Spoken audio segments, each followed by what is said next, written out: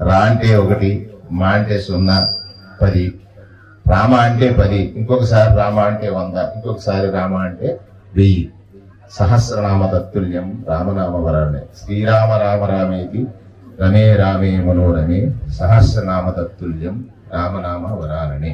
ఒకసారి అనండి, 3 సార్లు అందండి. శ్రీరామ రామ రామేతి శ్రీరామ రామ రామేతి రమే రామే మనోరమే హరే రామ రమే రమే సహస్రనామ తత్తుల్యం సహస్రనామ తత్తుల్యం రామనామ వరాననే. రామనామ వరాననే. శ్రీరామ రామ రామేతి శ్రీరామ రామ రామేతి రమే రామే మనోరమే హరే రామ రమే సహస్రనామ తత్తుల్యం సహస్రనామ తత్తుల్యం రామనామ వరాననే. రామనామ వరాననే. అంటే మీరు 3 సార్లు సహస్రనామ పఠనం చేసిన ఫలం మాది భగవంతుడు ప్రసాదిస్తాడు.